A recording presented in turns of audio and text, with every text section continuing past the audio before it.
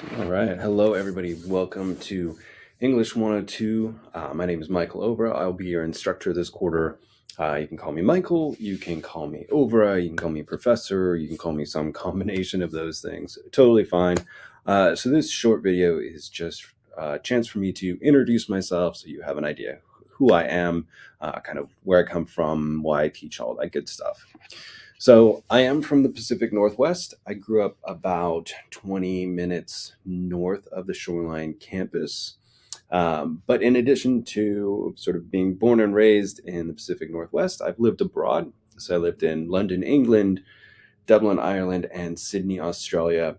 And in all of those places, I worked as a bartender, which was a fascinating way to see a culture and understand people kind of from the inside rather than just being a tourist.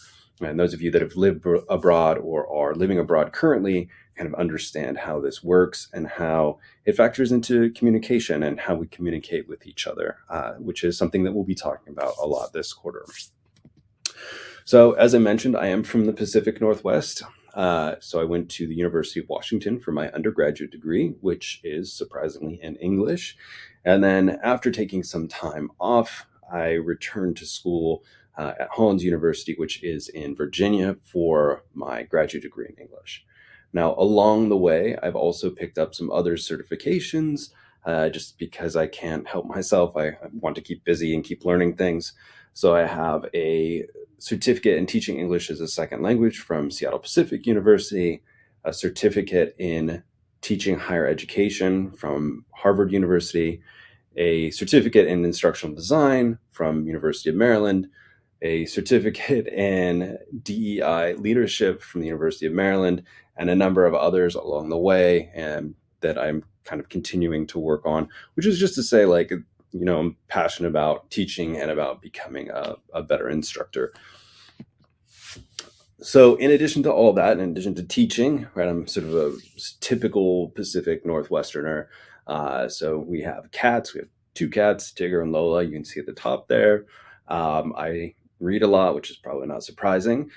So there's one of my favorite books, Master and Margarita by Mikhail Bulgakov. I read this recent summer by a campfire. Two daughters there on a recent camping trip. And then, of course, in addition to reading a lot, I also write a lot. I happen to write a lot longhand, so not on a computer. And then I play music, product of growing up in Seattle in the 90s. So it's a guitar that I made a couple years ago, and I play not very well, but I can play a little bit. I also have a family, so my wife, my two daughters, there we are on a camping trip out on the peninsula. So, of course, I like a lot of outdoor activities, camping, hiking, kayaking, things like that. This happened to be a rainy camping trip, but that didn't bother us.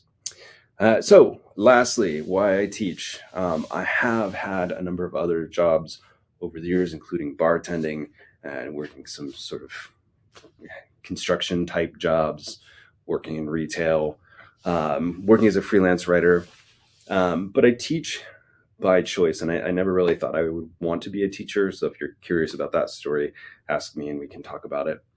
But I've found that teaching is kind of where I fit best. It's a good fit, good match for me.